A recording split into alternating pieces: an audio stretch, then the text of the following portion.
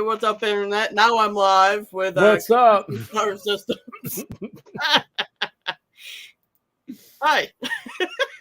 Alrighty. Hey, everybody. So, introduce yourself. I'm David.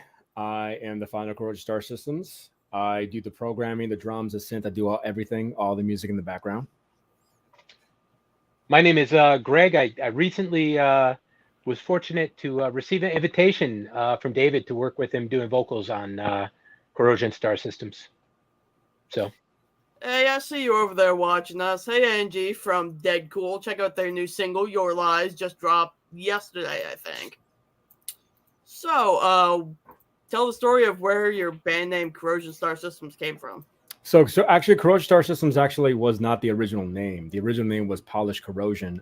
Back in high school, back in '98, I got a copy of Fruity Loops 1.2.7, and I just started playing with it, making music. And what actually got me into it was my mother was a huge biker, and she loved the song Lucretia, My Reflection from Sisters of Mercy.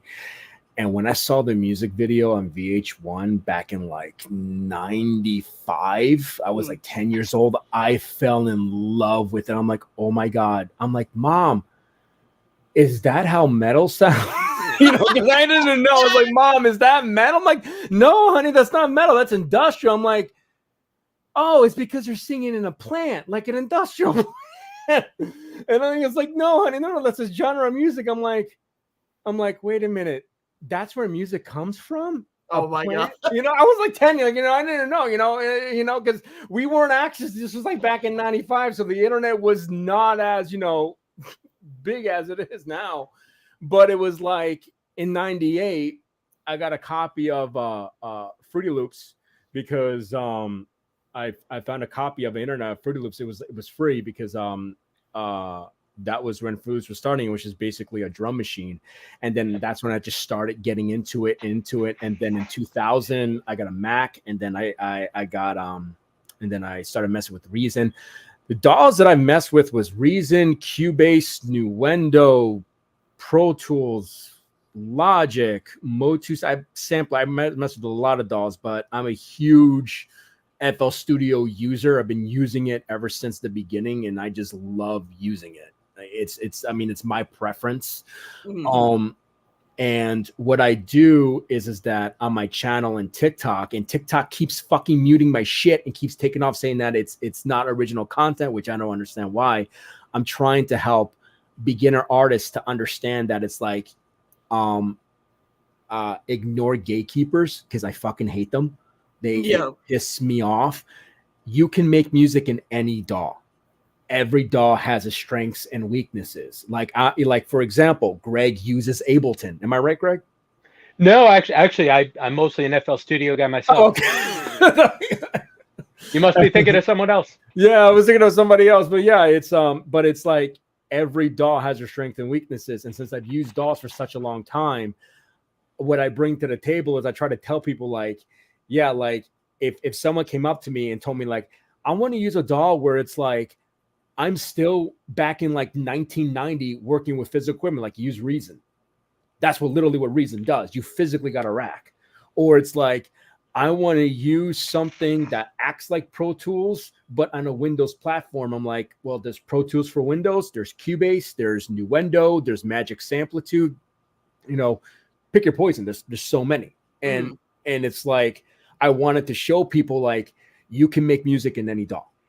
You just got to find out what you're doing. And then I go into like explaining the difference between like stock and third-party plugins, where like this whole EQ war, which doesn't make any sense, because it's like, I explain to people like, let's say, for example, you're making a song, right?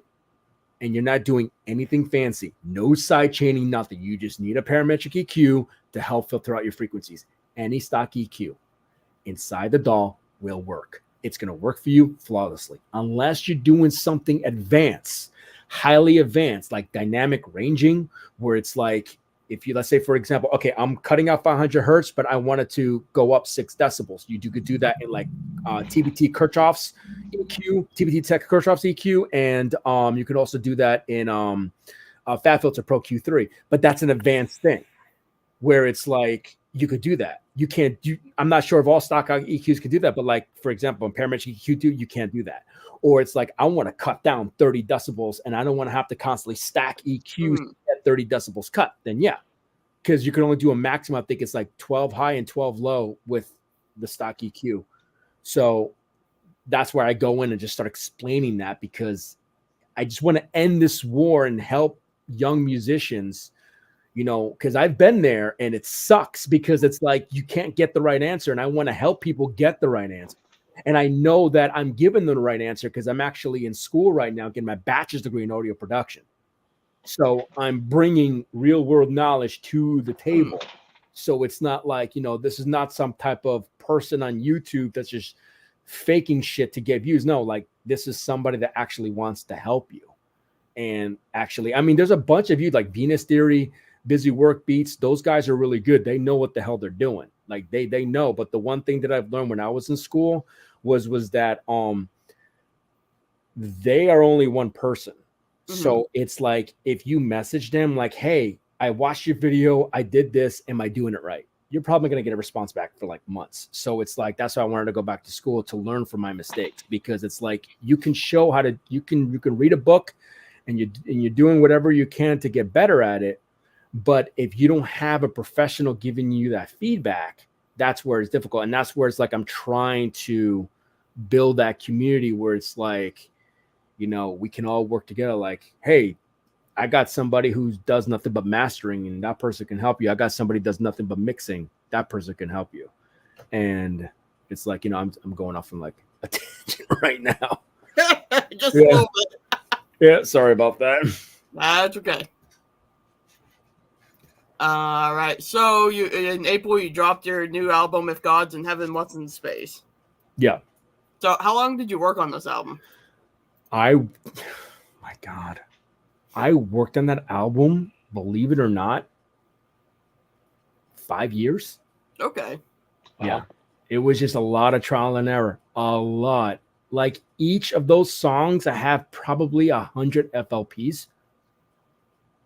Wow. Just constant trial and error, deleting it, doing a new one, deleting it, doing a new. It was just constant trial and error. It came out sounding good though. The effort paid off. You know, that's a lot of times. I mean, I personally have had the problem, and I know, you know, you see memes and stuff about it. Like it happens to everybody. You know, you've been working on something for a while, and then you just don't know what to do with it or where to go next. So you just put it aside and start something brand new, and it's just sitting there with like 100 other or 200 other unfinished songs, like in this some neglected corner of your hard drive, you know. And it's like it's good that, you know, you have the discipline to actually take the time and finish the songs, and they came out sounding great. So all right, so explain the title of the album. Like, what's the whole like story behind the whole thing? So the whole story behind it is because when I was in high school, I wanted to be a cultural anthropologist because I love studying about people. I love studying about culture, and I wanted to be a cultural anthropologist to focus on religion, because it's like I'm fascinated by culture. Like I'm fascinated. Like I can just sit there and read books on religion and just the way how people are in the culture. I'm just fascinated by it. So I wanted to incorporate that into my album, because the problem was that, and I was set to this, like I was going to go to school for this. Like I was going to go to Rutgers University to study cultural anthropology, and I was studying for my SATs and everything like that. But the problem was that it's like, because I also was in robotics and computer science and in you know, electronics technology in high school. So that's when it's like I got into IT and robotics, and it was a more prominent field because I would have been in school for such a long time.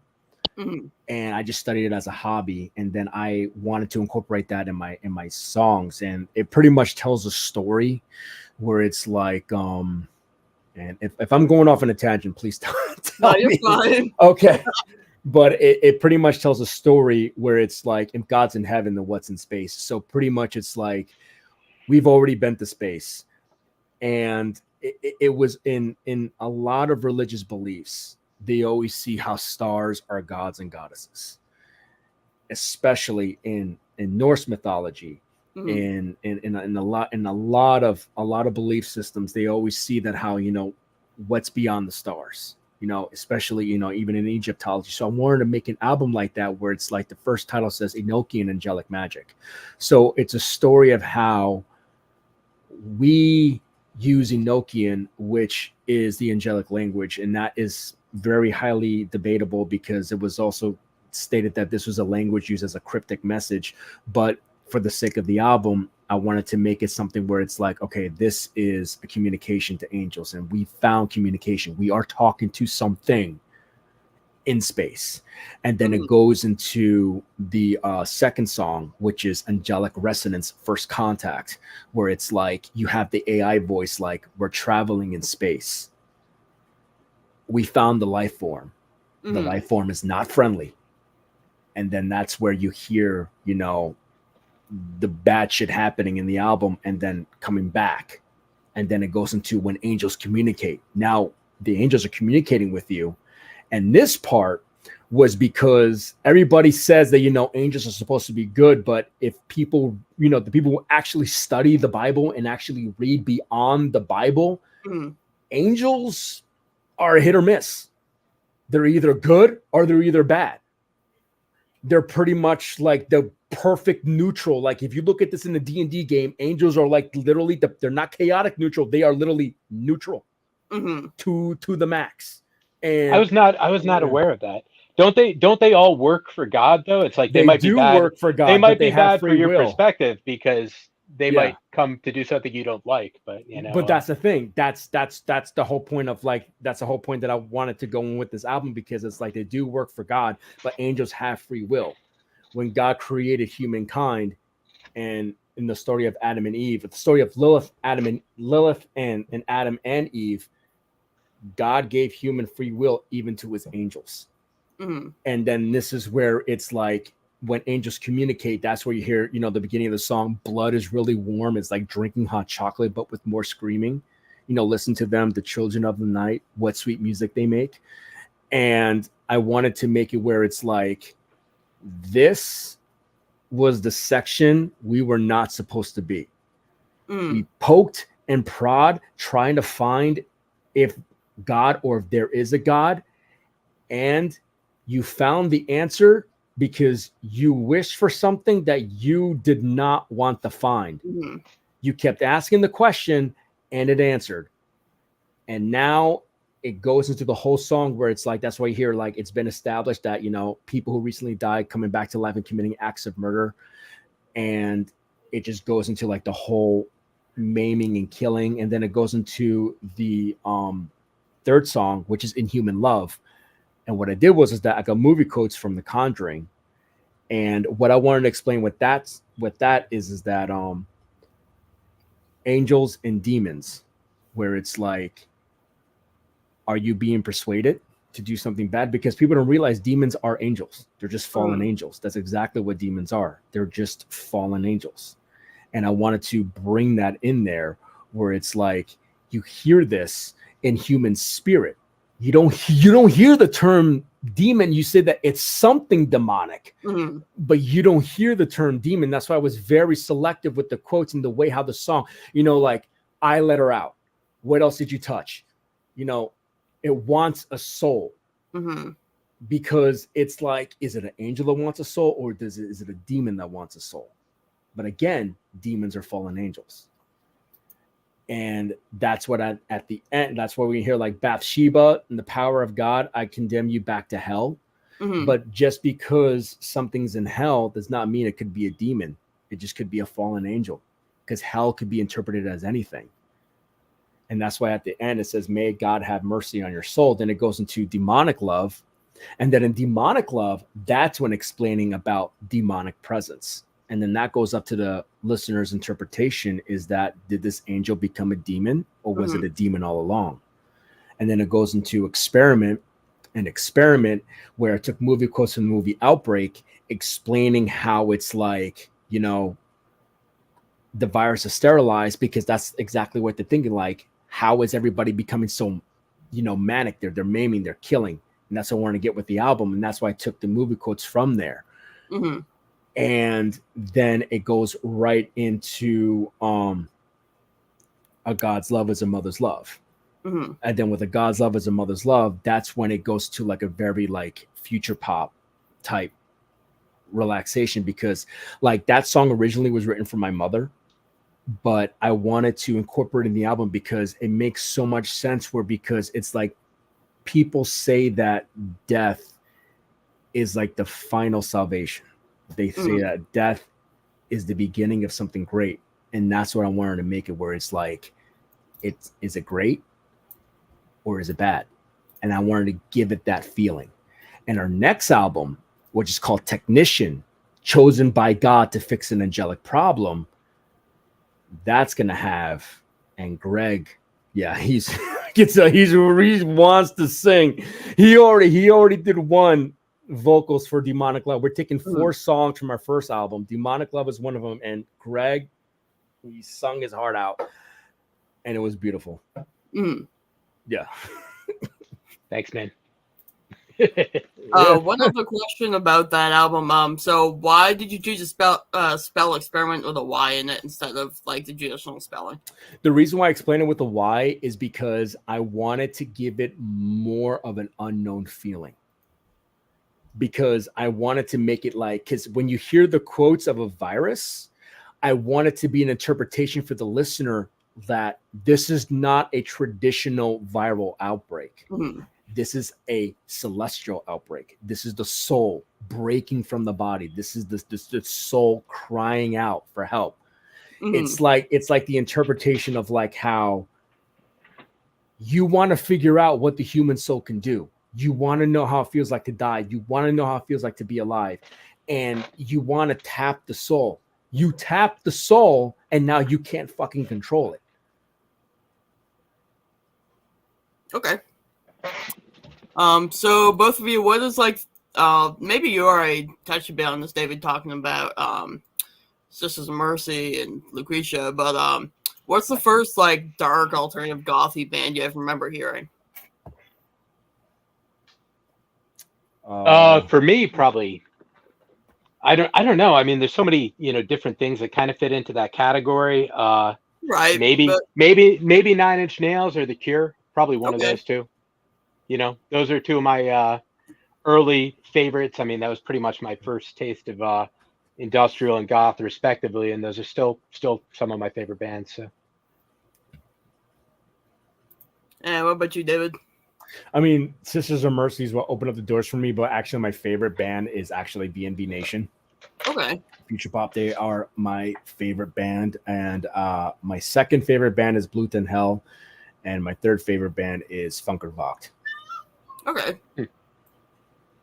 So what's your like goal moving forward with this music project? Like, what do you want to do better and bigger on the next album?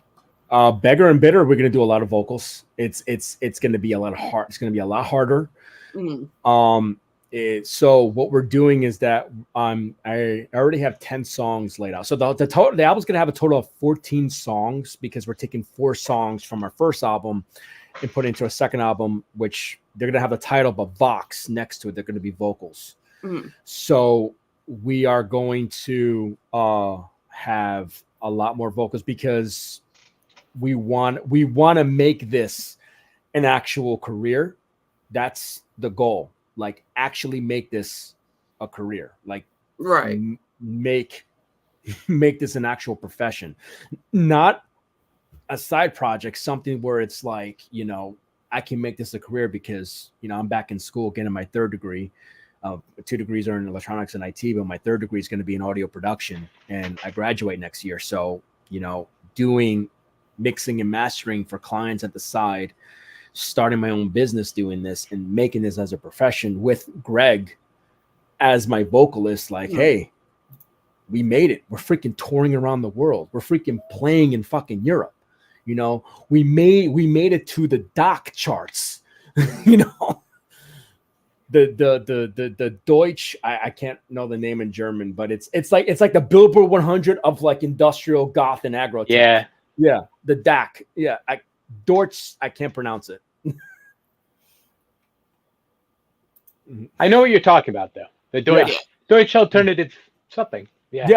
Yes. Deutsche Alternative charts, but in German. Yeah. Right. Yeah. What would you say is the hardest, like the thing you struggle with most as far as, making music and getting it out there?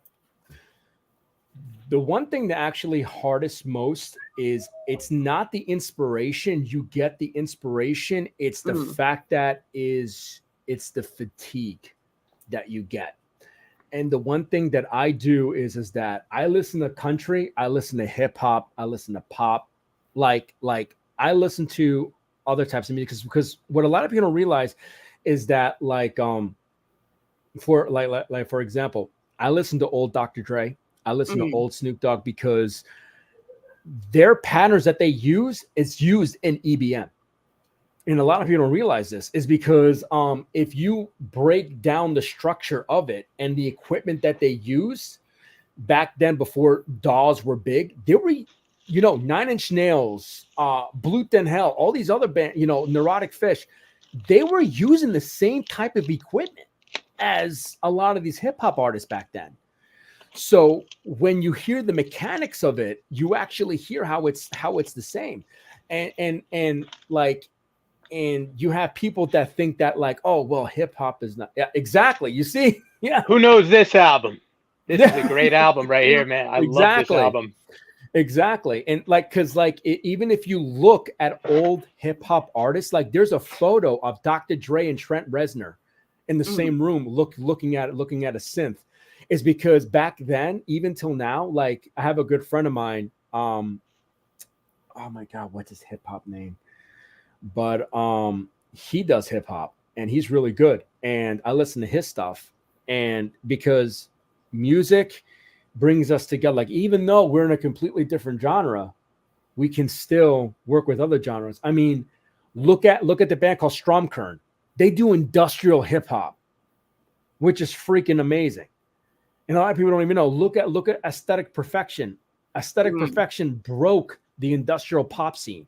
They broke it in. Look at Combi Christ. They are introducing dubstep into industrial, and it sounds amazing to the point where it's like they did the soundtrack for Devil May Cry 5. So it's like if you look at the mechanics of it, it all goes. It's like heavy metal. It's blues, literally. The chord the structure, the progression, it's blues. Even if you play a black metal song or a heavy metal song in a blues form, the chords are exactly the same without the amp and the screaming.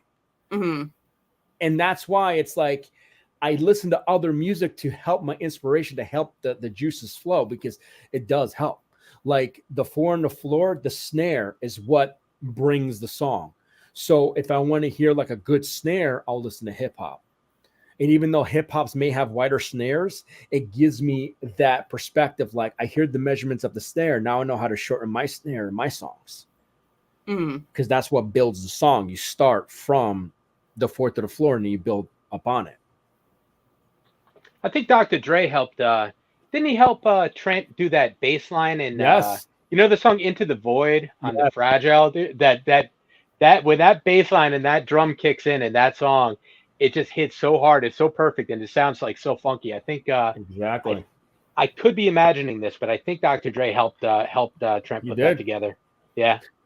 And if it wasn't for Phil Collins, reverb snare, gated reverb. Yep. Phil Collins, the pioneer of gated reverb. Yes, he created the snare reverb because it's like that snare you hear opened the door for EBM. And I mean, people can argue this, but I believe that literally, of course, EBM was already being made by Front 242 way back then, but that snare literally kickstarted it. Because if it wasn't for that snare, any EDM or EBM or any electronic type music literally wouldn't be where it is today because of that. Absolutely. If each of you were an animal, what kind would you be and why? I'm going to let you go first, David. I need to think about this for a minute. Actually, I would be a crow. I love crows because crows are very smart and they communicate a lot and they bond like a family. Because if you fuck with one crow, you're gonna have a whole flock of them chasing after you. Mm-hmm.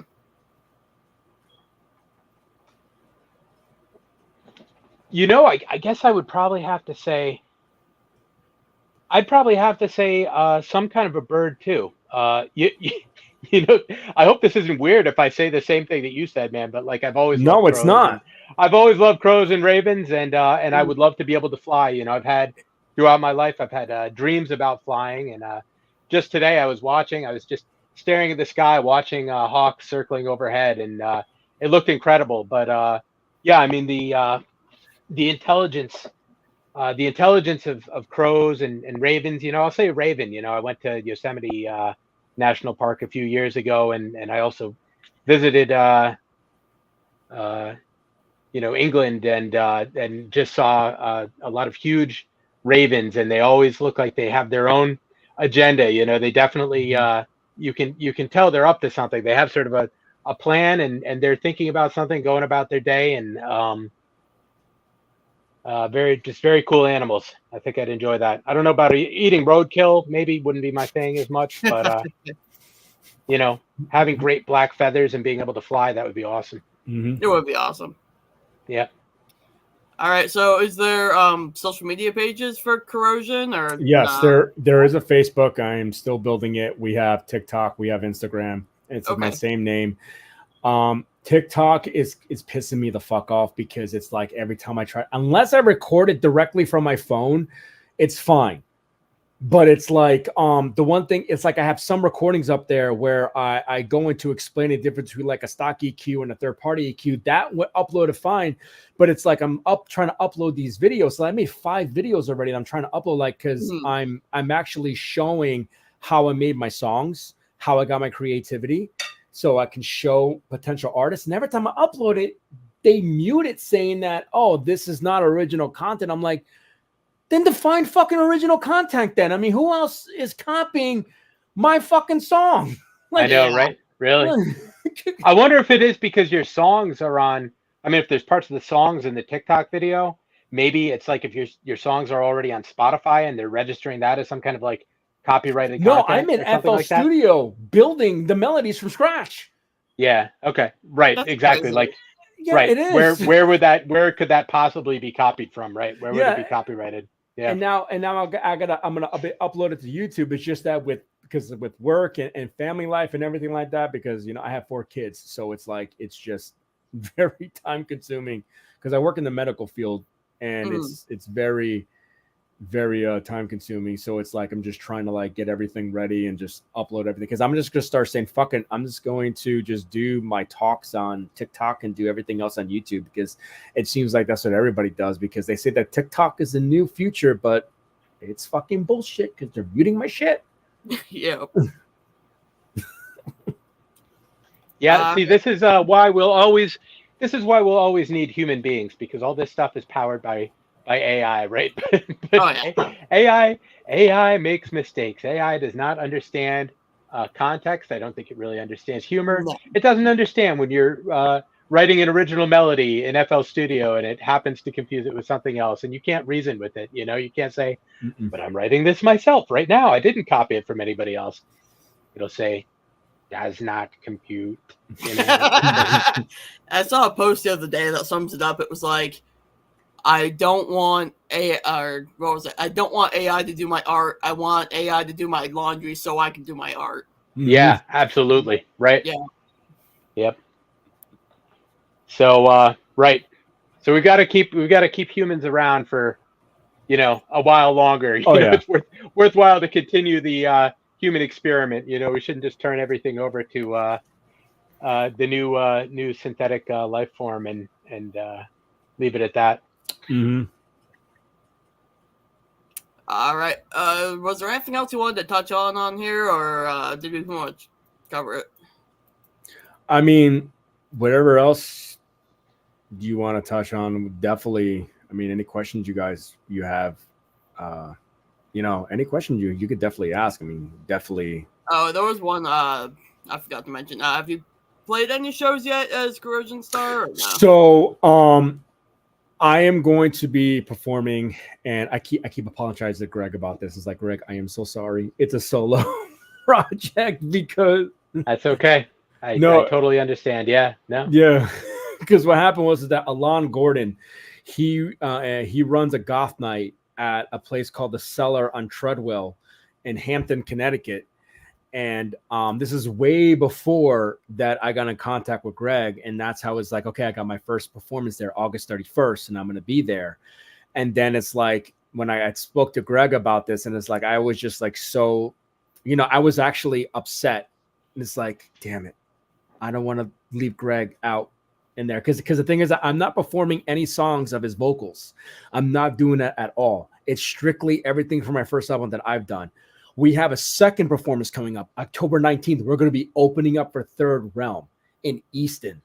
And we are fucking That's gonna be awesome. Yes.